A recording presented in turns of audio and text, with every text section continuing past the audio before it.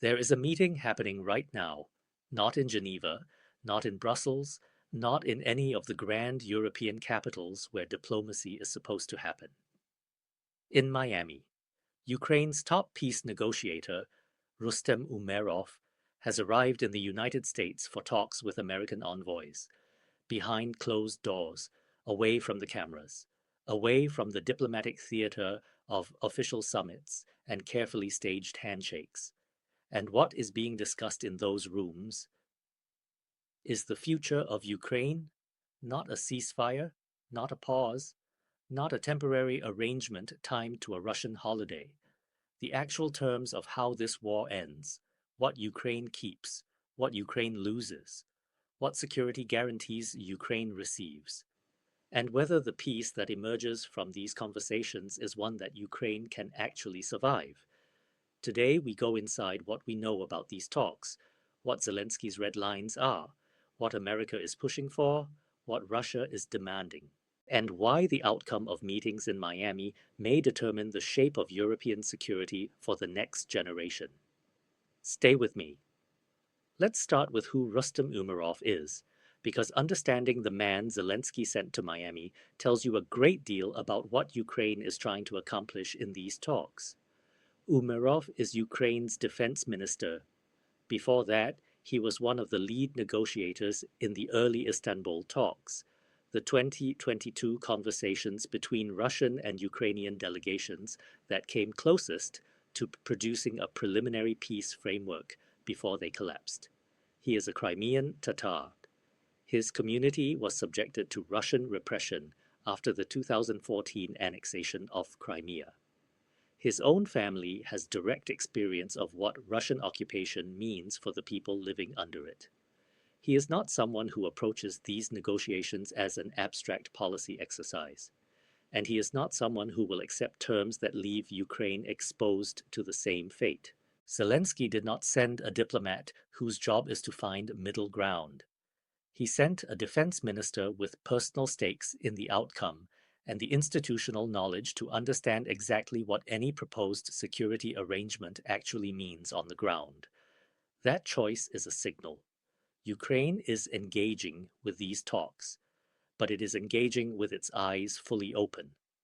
Now let's talk about what Zelensky's position actually is, because it has been stated publicly, repeatedly, and with remarkable consistency. And it is significantly more specific than most coverage suggests. Zelensky will not give up territory. This is not a negotiating position. This is a constitutional reality.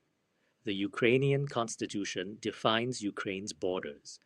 Those borders include Crimea, Donetsk, Luhansk, Zaporizhzhia, and Kherson, all of the territory Russia has claimed to annex. Ukrainian law does not allow a president to sign away that territory. Any agreement that requires Ukraine to recognize Russian sovereignty over occupied land would require a constitutional amendment, which would require a national referendum. Zelensky has said this plainly. The answer to the conflict is already written in the Ukrainian constitution. That document does not contain a provision for surrendering Ukrainian land. He will not accept a ceasefire that is not backed by genuine security guarantees, not assurances, not political commitments from countries whose future governments might reverse course. Real, specific, enforceable security guarantees, with named countries, named military capabilities, and named consequences if Russia violates them. And he insists that any peace process must include Ukraine at the table, not as an observer, not as a party being informed of decisions made between Washington and Moscow, as a principal negotiator with full standing to shape the terms of any agreement. These three positions, no territorial concessions, real security guarantees, full Ukrainian participation, are the frame within which Umerov is operating in Miami. Now, let's talk about what America is pushing for. And this is where the story becomes genuinely complicated, because the American position is not monolithic. Trump wants a deal. He has said so consistently, emphatically, and in terms that leave no ambiguity about his personal investment in being the president who ended the war in Ukraine. His political identity is bound up in the idea that he can accomplish what Biden could not, that his deal-making instincts can produce an agreement where conventional diplomacy failed. That political motivation is not in itself a bad thing. Presidential ego has produced real diplomatic breakthroughs before. The question is what the deal actually contains, and whether Trump's desire for a visible win leads him to accept terms that look like peace in a press conference but function as capitulation in practice. The concern among serious Ukraine watchers and among European governments that have been tracking these conversations closely is that the American framework for what counts as an acceptable peace settlement has been sliding in a direction that favors Russia's negotiating position. The 28-point peace proposal that has been circulating, drafted with significant Russian input, according to multiple sources, asks Ukraine to give up Donetsk entirely, abandon its NATO aspirations, and accept sanctions relief for Russia as part of the settlement. It offers vague security arrangements to be determined after the agreement is signed. Ukraine is being asked to give up its leverage before it receives the protection that leverage is supposed to secure. Umerov's presence in Miami suggests that Ukraine is trying to reshape that framework, to insert specific security commitments into the pre-agreement discussion rather than leaving them as post-agreement negotiations, to make clear that Ukraine's cooperation with the peace process is contingent on the process actually protecting Ukrainian interests. Now let's talk about Russia's position, because understanding what Moscow actually wants from these talks is essential to evaluating whether any agreement emerging from them can hold. Russia's stated demands are maximalist: recognition of all occupied territory, permanent Ukrainian neutrality, meaning no NATO membership ever, lifting of Western sanctions, reduction of Ukraine's military to levels specified by Moscow. These demands are not compromise positions. They are the terms of unconditional Ukrainian surrender dressed in diplomatic language. Russia has also been clear about its process preferences. Moscow wants bilateral talks with Washington, America and Russia, without European interference, determining the framework. It wants to minimize Ukraine's role in its own peace negotiations. It wants any agreement to be presented to Kyiv as largely finalized, leaving Ukraine with a choice of accepting or walking away from American backing. The fact that Putin called Trump directly to propose the Victory Day ceasefire without informing Zelensky was not an accident. It was a demonstration of Russia's preferred process, bilateral, American-Russian, with Ukraine as an object rather than a subject.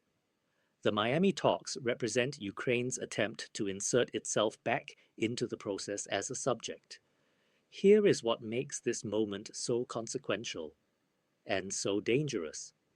The gap between Ukraine's minimum acceptable terms and Russia's maximum offered terms is enormous, not small, not bridgeable with clever language and diplomatic creativity. Enormous. On the fundamental questions, territory, security guarantees, NATO membership, the two sides are not close, which means any agreement that gets signed in the near future is either going to require Ukraine to accept terms it has publicly and constitutionally committed to refusing, or require Russia to accept terms that fall far short of what Moscow has been fighting for. Or, and this is the scenario that serious analysts are increasingly worried about, it is going to produce an agreement that fudges those fundamental questions, that uses ambiguous language to paper over the disagreements. That allows both sides to claim victory in the press conference while the underlying conflicts remain unresolved. That kind of agreement is not peace. It is a ceasefire with a countdown timer, and the history of such arrangements in this region is not encouraging. The Minsk agreements, signed in 2014 and 2015 after Russia's first invasion of Ukraine, were exactly that kind of arrangement. Both sides claimed compliance. Neither side honored the core commitments, and the underlying conflict festered for 8 years before exploding into the full-scale invasion of 2022. Zelensky knows this history better than anyone. He lived through the years when Minsk was supposed to be holding while Russian forces were quietly preparing for what came next, which is why what Umarov says in Miami matters so much, not just for this negotiation, for whether the world gets a real peace or another ticking clock. Watch what comes out of the Miami talks. Not just the official statements. Those will be carefully managed. Watch whether European governments express satisfaction or concern about the framework being developed. Watch whether Zelensky's public language after the talks sounds like a leader who has been heard or a leader who is managing disappointment. Watch whether the security guarantee question gets specific answers or more vague commitments. Because the peace that gets made here, or does not get made, will outlast every politician involved in making it. And the people who will live with the consequences are not in Miami. They are in Kyiv, in Kharkiv, in the cities that have been absorbing Russian missiles for 4 years.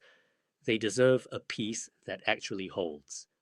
Umarov is in Miami trying to make sure that is what gets built. The next video drops in 48 hours.